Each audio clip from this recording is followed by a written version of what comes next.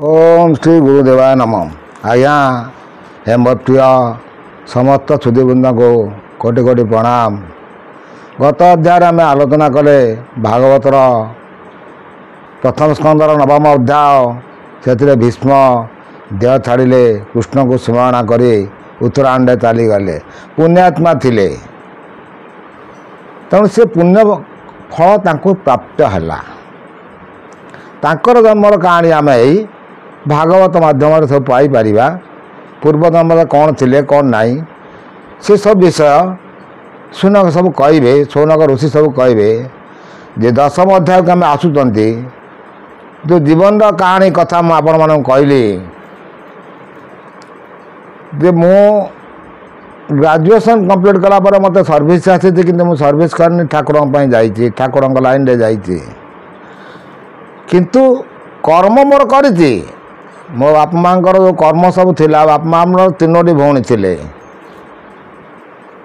से सबू कर्म मु करी निर्वाह करी मो बाहुबल ना बापा मत साहाय्य कर ना को भाई बंधु मत साहाय्य कर मो पिला माने कौन शिखिले बापा तांकर कारण मु गोटे बापा जन्म हो गोटे बापा आड़ को पुआ हो जाए दुई भाई जो भाई आड़ को पुआ हो जाए तार संपत्ति मो ना से करना किंतु मु मो बुद्धि बल से संपत्ति मो बाट को नहीं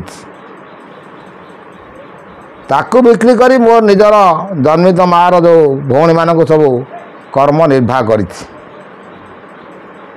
पिला माने कौन शिखिले बापा आम पाई किसी न रखी पथक किंतु तांका कर्म से करिसंती। सत्मार्ग बाबा जाइछंती से सत्मार्ग आसुँच आम जदि कुमार्ग को जीवा आम पिला देखिकी से कुमार्ग निश्चित जीव। तेणु ये सब शिक्षणीय जिनस अच्छी आज्ञा कारण आम पुणी दशम अध्याय को आसुँच से कौन कहते आम देखा ए शौनक आदि मुनि जेते पूछती सुतंक अग्रते भो सुत कह कृष्णवाणी संसारु तरे जा शुणी गोविंद पादे आत्रा करे ते आतताई जन मारी पंचव्रता एक मेले ब्रजा को पाड़ी राजा कले तेबे कि कले पांडु चुते स्वभावे कृष्णर संगते हेमंत मुनि वाक्य शुणी चुत कहती साधुवाणी श्री सुखवादम। तेणु सब मुनि मान मिसिकी सुख मुनि की मुनि पचारुंट जे प्रभु जे तो सब पांडव मैंने आसी राजनीति कले कौन से कले कौन नहीं आपण आमको अवधान करंतु। भागवतर पानी भागवतर कथा भागवत कहीं लिखिले व्यासदेव व्यास अष्टादश महाभारत लिखिले अष्टादश पुराण लिखिले किंतु भागवत में से चिंता करथिले तार सूत्र कौड़ से पाइबे से गणसंघ लेखन धरी सब गणसंघ लेखन धरी जो बसते नारद मुनि सब कही मु आर पूर्वावधान आपण मानक कही आसी से शुणी सकल मुनि वर श्रीकृष्ण कथा सुधा सारम पांडव वंश रक्षा करे कुरुवंश को नर हरि क्रोध अनले भस्म कले दावाग्नि देने वनस्तरे बसाई निज राज्य देले त्रिहते अभिषेक कले आनंद मने धर्म बड़ा प्रजा पालने मन देला भीष्मक तहु धर्मवाणी सेवा कहले चक्र पाणी से भाग्य शोक मोह छाड़े प्रजा पालने चित्त बढ़ी सृष्टि रे जेते राजा गणे सेवा युधिष्ठिरंक चरणे समुद्र अंत जाए मई धर्मनंदन आज्ञा वही राजा वचने मेघमाल भूमुरे बरसंती जलम कामधेनुर प्राय रही प्रजा कल्पित सत्य देई गोपाल गोष्ठ मध्य रही बहुत क्षीर जंती गाई नीरावदंती पुरी जले समुद्र रही स्थले। देखु धर्मर नंदन युधिष्ठिर जो धर्म हिसाब से पालन कले से सबू धर्म चलिले तांकर धर्म विषय चिंता कले बहुत किसी आज्ञा सुंदर कहानी भागवत पढ़ुचे अध्याय अध्याय आपण मैंने तो घरे पढ़ु थे तो शुणिले किसी कनर पवित्र बा सागे सागे किसी कहानी भी कहूँ जोटा कि आप मन ध्यान दे शुणिले बहुत ज्ञान कारण थे पांच भाई बस माँ कहती खाया डाकिले से समय गोटे मशा आसी मुंडे बसी क्या मुंडे युधिष्ठिर मुंडे बसी ଯୁଧିଷ୍ଠିର ସେଇଠି ମା ଡାକୁଛନ୍ତି ପୁଅ ଆସ ଖାଇବ ନା ମା ମୁଁ ଅତିଥି ସେବା କରିସାରେ। ଆରେ କିଏ ଅତିଥି କେହି ନାହାନ୍ତି, ତମେ ତ ଏଠି 5 ଭାଇ ବସିଛ, ଆଉ ଅତିଥି କିଏ ଅଛି?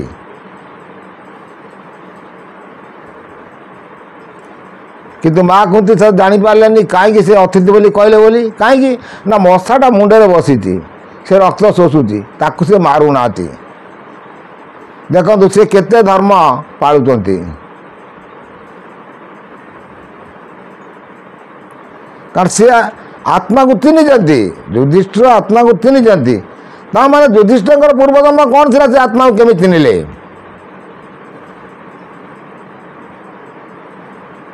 ଯୁଧିଷ୍ଠିରଙ୍କର ପୂର୍ବଜନ୍ମର କାହାଣୀ କିଏ କହିବ? ଛାଡ଼ନ୍ତୁ। ତାପରେ ମା ଦେଖିଲା ବେଳକୁ ରକ୍ତାକ୍ତ ହେଉଛି, ମୁଣ୍ଡରୁ ମଶା ପିଇ ସାରିଲାଣି। ସୁନ୍ଦର ସୁନ୍ଦର କାହାଣୀ, ଆପଣଙ୍କର ସବୁ ସର୍ଟ ସର୍ଟ କାହାଣୀରେ ଗୋଟେ ଜ୍ଞାନ। ଏ ପର୍ବତ ନିଜ ସ୍ଥାନେ ଧୀରେ ଆବୃତ ଲତା ବନ ଘୋରେ ସର୍ବଔଷଧ ବଳ ଯେତେ ବଳନ୍ତି ପ୍ରକାର ପ୍ରତାଙ୍କ ନିମତେ ପ୍ରଦାଙ୍କ ଦେହେ ନାହିଁ କ୍ଲେଶ ନ ଲାଗେ ତାପତ୍ରୟ କ୍ଲେଶ ଧର୍ମନନ୍ଦନ ରାଜ୍ୟ ଯେତେ ପ୍ରଜା ବସନ୍ତି ନିଶ୍ଚିତେ। ଦେଖନ୍ତୁ ଧର୍ମର ନନ୍ଦନ ଯେତେବେଳେ ପ୍ରଜା ବାହାରିଲେ ପ୍ରଜାମାନଙ୍କର କୌଣସି ଦୁଃଖ ସୁଖ ରହିଲା ନାହିଁ। ଏସବୁ ହେଉଛି ଭାଗବତର କଥା। ଆମେ ଅଧ୍ୟାୟ ଅଳ୍ପ ଅଳ୍ପ କିଛି କିଛି ଗୀତରେ ପଢ଼ିକି ଶୁଣି ଯାଉଛନ୍ତି। ସେ କହୁଛନ୍ତି ତିତାପ ତାପତ୍ରୟ ଲେଶ, ତାପ ବୋଲି କିଛି ଲାଗିଲା ନାହିଁ, କାହାକୁ ପାପ ବୋଲି କିଛି ଲାଗିଲା ନାହିଁ, ସବୁ ଧର୍ମରେ ଚାଳିଲେ। ତେଣୁ କଳିରେ ଯେଉଁମାନେ ସବୁ ଆସୁଛନ୍ତି, କଳିର ଅନ୍ତିମ ସମୟ ବେଳେ ଯେଉଁ ରାଜାମାନେ ଥିଲେ ବହୁତ ଅନ୍ୟାୟ ଅଧର୍ମ ଅତ୍ୟାଚାର କଲେ। କାଳର କବଳ ସେ ବିଚାରକ ଜଣେ, ସେ କହୁଛି ଯମ ମୁଇଁ କୁବେର ମୁଇଁ ଇନ୍ଦ୍ର ମୁଇଁ ଚନ୍ଦ୍ର ମୁଇଁ ସୂର୍ଯ୍ୟ ମୁଇଁ ଗ୍ରହ ନକ୍ଷତ୍ର ମୁଇଁ, ମୋତେ ଛାଡ଼ିଲେ ଜଗତରେ କିଛି ନାହିଁ। ସେ କିଏ? ସେ ହେଉଛି ପରମାତ୍ମା। ପରମାତ୍ମା ପରମ ପୁରୁଷ ଜଣେ କିଏ ଅଛି, ସେ ତା ପଦ କାହାକୁ ଦେବ ନାହିଁ। ତା ପଦ ପାଇବା ପାଇଁ ସମସ୍ତେ ବସିକି ଯୋଗ ସାଧିଛନ୍ତି ପରମ ପାଖକୁ ଯିବା ପାଇଁ। ଯୋଗୀ ଜଣମାନେ ଯୋଗ କରି କରି କରି କରି କରି କରି କରି କରି ମନ ଫେରିକି ପଡ଼ିଯାଇଛନ୍ତି। ଯୋଗାଙ୍ଗୀ ଭୋଗାଙ୍ଗୀ ସବୁ ଫେରି ଆସିଛନ୍ତି। ଆଉ ସେ ଅଚ୍ୟୁତକୁ କହିଛନ୍ତି ଆଜ୍ଞା। ତେଣୁ ମୋର ଏଇ ଚ୍ୟାନେଲ୍ ମାଧ୍ୟମରେ ଆପଣମାନେ ଯଦି ଏଇ ଜ୍ଞାନବାଣୀ ଶୁଣିବା ପାଇଁ ଭଲ ଲାଗୁଥାଏ, ତାହେଲେ ମୋର ଏଇ ଚ୍ୟାନେଲ୍କୁ ଲାଇକ୍ ସେୟାର ଯଦି କରନ୍ତି ଅନ୍ୟ ଆଡ଼େ, ସେମାନେ ସବୁ ଜାଣିପାରିବେ ପ୍ରକୃତ ତଥ୍ୟ କ'ଣ। କଳ୍କି ଠାକୁର ପରେ ମୁଁ ବହୁତ ତଥ୍ୟ ଆପଣମାନଙ୍କୁ ଦେଇ ଆସିଲି, ପୁଣି ବି ଆସ୍ତେ ଆସ୍ତେ ଦେଇ ଯିବି। ଆଉ ସେ ସମୟକୁ ବି ମୁଁ ଅପେକ୍ଷା କରିବି। ପୁଣି ଆଜ୍ଞା ଦେଖିବା ସେ କହୁଛନ୍ତି ଯେ କୃଷ୍ଣ ବିଚ୍ଛେଦେ ମନ ବାଳି କ୍ରନ୍ଦନ କଲେ ବନ୍ଧୁ। ତା ଆଗରୁ ଆଜ୍ଞା କହିଦେଉଛି ହସ୍ତିନାପୁରେ ଋଷିକେଶ ଭାବେ ରହିଲେ କେତେ ମାସ ଏ ଜଣକୁ ଜଣ କରି କୋଳ ସହଜ ପ୍ରେମ ବାକ୍ୟ ବୋଳ ଯୁଧିଷ୍ଠିରାଦି ବନ୍ଧୁଗଣ ମେଲାଣି ମାଗି ତତ କ୍ଷଣେ ଦ୍ୱାରକା ଗମନେ ମାନସ ରଥେ ବସିଲେ ଋଷିକେଶ କୃଷ୍ଣ ବିଚ୍ଛେଦ ମନେ ଭାବି କ୍ରନ୍ଦନ କଲେ ବନ୍ଧୁ ମିଳି କୃଷ୍ଣ ସୁଭଦ୍ରା କୁନ୍ତି ଚୁତେ ରାଜାଏ ଆସିଥିଲେ ଯେତେ ଗାନ୍ଧାରୀ ଦୂତ ରାଟ ତୁଲେ କୃଷ୍ଣର ଚରଣ ମିଳିଲେ ସୌମ୍ୟଦୟୀ ଦେବୀ ମଙ୍ଗଲା ଉତ୍ତରା ନାରୀ ସଙ୍ଗେ ଥିଲା ଏ ହରିଙ୍କୁ ନ ମିଳେ ଅନ୍ତରେ ପ୍ରବେଶ ହେଲେ ଅନ୍ତପୁରେ କୃଷ୍ଣ ବିଚ୍ଛେଦ ମନ ତନେ ଦେଲେ ଯେ ଯାହା ଭୁବନେ। କୃଷ୍ଣ ସେଉଠୁ ତ ଦେଖିଲେ ସବୁ କାମ ସରିଗଲା, ଭୀଷ୍ମ ଚାଲିଗଲେ, ତାପରେ ସେ ଦ୍ୱାରିକା ଯିବା ପାଇଁ ଚିନ୍ତା କଲେ। ସେ ପର୍ଯ୍ୟନ୍ତ ସେ କୁରୁକ୍ଷେତ୍ରରେ ଥିଲେ। ଆଉ ସେ କ'ଣ କହୁଛନ୍ତି ଆମେ ଆସ୍ତେ ଆସ୍ତେ ପୁଣି ଦେଖି ଯିବା। ଏ କୁଷ୍ଠର ଭାବ ଚିତ୍ତେ ବଢ଼ି ଚୁତଙ୍ଗ କେ ପାରିବ ଛାଡ଼ି ଯାହାର ଯଶ ଗୁଣ କନେ ନିରତେ ଭାବୁଥାନ୍ତେ ମନେ ନ ଦେଖି ଯାର ପଦ୍ମମୁଖ ଗାଉଲ ବିବେ ମନ ସୁଖ ନିତ୍ୟ କରନ୍ତି ଦର୍ଶନ ସ୍ନେହରେ କରି ଆଲିଙ୍ଗନ କୃଷ୍ଣଙ୍କୁ କହନ୍ତି ବଦନ ପାତରି ଚୟନ ବୋଧନ ଚକ୍ଷୁ ବୁଝିଲେ ବାବାରେ ରୋମ ପୁଲକ ଅଭ୍ୟନ୍ତରେ ଲୋଚନ ବହେ ଅଶ୍ରୁବାରି ବିଚ୍ଛେଦ ତରୁଣତା ଗାରି ଚାନ୍ଦି ଅଟାଳିଆ ରହି ଦ୍ୱାରିକା ଗଲେ ଭାବ ଗ୍ରାହୀ ଆମ୍ଭର କଲେ ତ ନାହିଁ ରୁହନ୍ତି ବସ ବାରେ କାହିଁ ମୃଦଙ୍ଗ ସଙ୍ଗତରେ ବିନା ଘଣ୍ଟା ଦୁନ୍ଦବିନି ଗୋଚଡ଼ା ସେ କୁରୁ ରାଜ୍ୟ ଯେତେ ନାରୀ କୃଷ୍ଣ ବିୟୋଗେ ତନୁଘାରୀ ଥିଲେ ଯେ ଅଟାଳିଆ ରହି ପୁଷ୍ପ ଡାଳନ୍ତି କୃଷ୍ଣ ତାଇ କୃଷ୍ଣର ପାଠ ଛତ୍ର ଚେତ କଉ ଗାନ୍ତାରେ ସୁଗଠିତ ଏ ଆନନ୍ଦ ଜ୍ଞାନୀ ମନ ତୋତେ ଅର୍ଜୁନ ଗୋବିନ୍ଦର ପାଶେ ବାମେ ଦକ୍ଷିଣ ପାତେ ଟେକି ଅରତେ ଉଦ୍ଧବ ତକେ ଚାମର ବେନି ଅତେ ବିଞ୍ଚି କିଏ କର୍ପୂର ଜାଳେଛନ୍ତି ତେଣୁ କୃଷ୍ଣଙ୍କୁ ଯଥାଯଥ ସମ୍ମାନ ଦେଇକି ତାଙ୍କୁ ସେ ମେଲାଣି ଦେଲେ ସେ ଦ୍ୱାରିକା ଚାଲିଗଲେ। ଆସ୍ତେ ଆସ୍ତେ ଆମେ ଦେଖି ଯାଉଛନ୍ତି ଯେଉଁ ଅଳ୍ପ ଅଳ୍ପ ପଢ଼ି ଦେଉଛି ଆପଣମାନେ ଶୁଣିଲେ ବହୁତ ଜ୍ଞାନ ହେବା ସାଙ୍ଗେ ସାଙ୍ଗେ ପୁଣ୍ୟ ବି ହେବ। ଏ ଦୁଷ୍ଟ ଆଉ ଭଲ କଥା ସେ କହୁଛନ୍ତି ଆମେ ଦେଖି ଯାଉଛନ୍ତି ଯାହାର ପାଦେ ହାତେ କରି ତପଟି ବ୍ରହ୍ମଚାରୀ ନିର୍ମଳ ଆତ୍ମାରେ ନିତଳେ ଦେଖନ୍ତି ଭକ୍ତି ଯୋଗ ବଳେ ତାଙ୍କ ଅନ୍ତେ ପ୍ରକାଶ ଏ ସକଳ କଳୁତ ନାଥଇ ଯାହାର ନାମ ମୁନି ଗଣେ ଆଗମ ନିଗମ ପ୍ରମାଣେ ଏକ ଆରେକ କଥା କହି ବଞ୍ଚନ୍ତି ଯାହାର ପାଦ ଧ୍ୟାଇ ସେ କହନ୍ତି ଲୀଳା କରେ ପ୍ରକୃତି ସାଙ୍ଗରେ ବିହାରୀ ସୃଷ୍ଟି କରିଣ ସତ୍ୟ ବାଳେ ଈଶ୍ୱର ଅନ୍ତର ତହାରେ ସେ ଦୋଷ ନ ଲାଗେ ତାର ନଳିନୀ ଦଳେ ଜନେ ନିରମ ଯେମିତି ଆଜ୍ଞା ନଳିନୀ ପଦ୍ମପତ୍ର ଉପରେ ପଦ୍ମପତ୍ର ଦଳରେ ଥାଇକି ତା ଦେହରେ ଜଳ ଲାଗନି ସେହିଭଳି ଭଗବାନ କୃଷ୍ଣ ସବୁ ଯେଉଁ କର୍ମ କରିଗଲେ ତାଙ୍କୁ କୌଣସି ଦୋଷ ଲାଗିବ ନାହିଁ। ଭାଗବତର ପ୍ରମାଣ ସେ କରୁଛନ୍ତି କିନ୍ତୁ ମାନବ ଜନ୍ମ ହେଇଛନ୍ତି ମାନେ ଦୋଷ ତାଙ୍କୁ ନିଶ୍ଚିତ ଲାଗିବ ବଂଶଦାସର ଦୋଷ ନିଶ୍ଚିତ ଲାଗିବ। ସେ ଦୋଷ କେଉଁଠି ସେ ହାରିବେ ସେ ଭାଗବତର କଥା ପଡ଼ିଛି କଳ୍କି ଠାକୁରଙ୍କ କଥା ପଡ଼ିଛି ସେ ଦୋଷ କେଉଁଠି ହାରିବେ। ରାମ ପୁଣି କୃଷ୍ଣ ହେଇକି ଆସିଲେ କୃଷ୍ଣରୁ ପୁଣି ସେ କଳ୍କି ହେଇକି ଆସିବେ ସେଇଠି ସେ ସବୁ ସାରିବେ ସେ ଦୋଷ ଯାକ ସେ ହାରିବେ ହରଣ କରିବେ। ନା ଆଜ୍ଞା ଭୁଲ କହିଲି ନା ଠିକ୍ କହିଲି ଆପଣମାନେ ଚିନ୍ତା କରିବେ।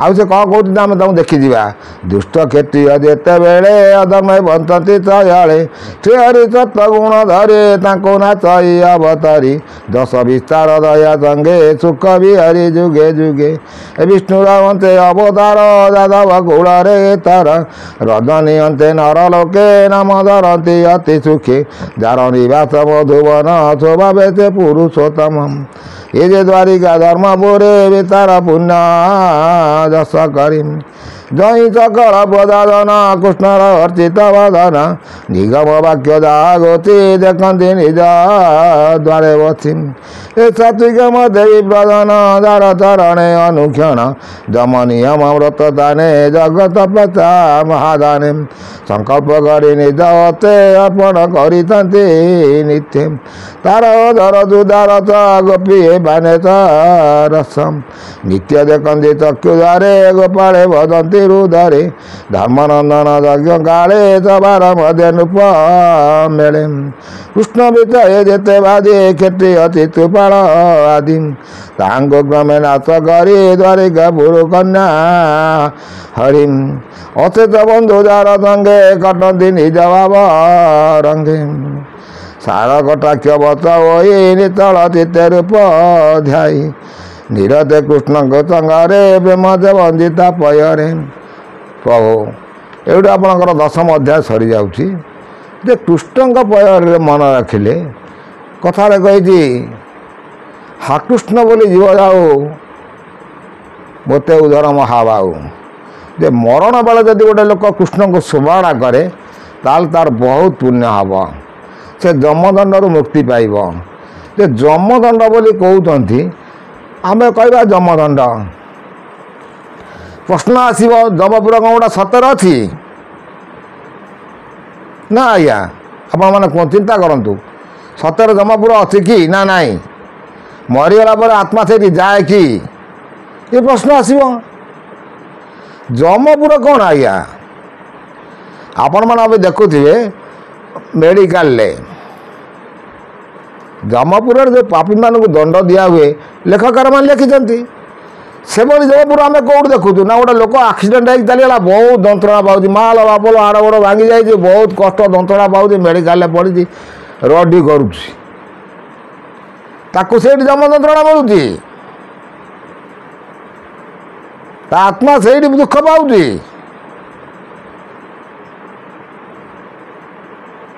ତା ପାପ ପୁଣ୍ୟର ବିଚାର ସେଇଠି ଚାଲିଛି।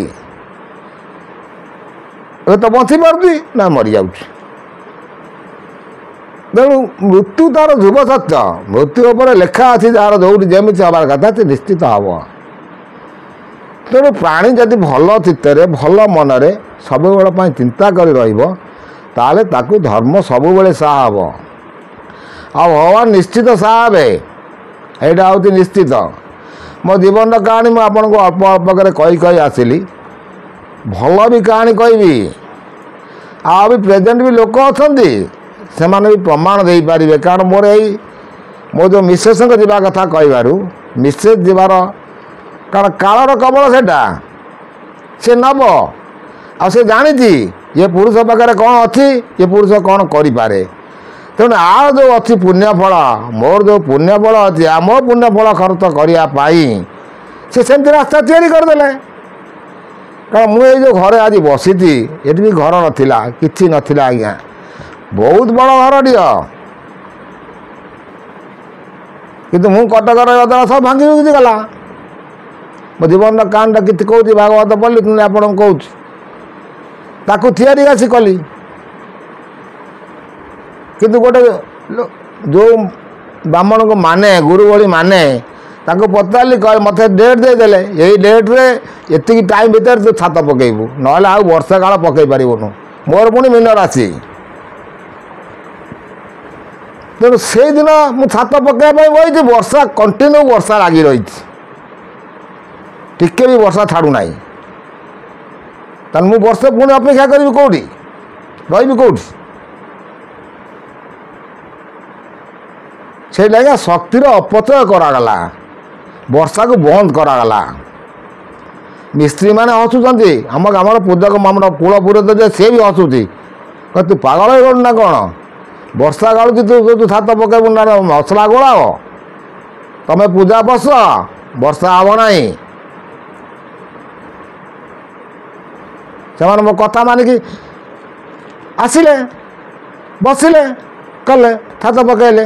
ମିସ୍ତ୍ରୀ ବି କଲା, ବଡ଼ ଆଶ୍ଚର୍ଯ୍ୟ କଥା, ଏବେ ବି ପ୍ରେଜେଣ୍ଟ ଅଛନ୍ତି ସେମାନେ ଆଜ୍ଞା।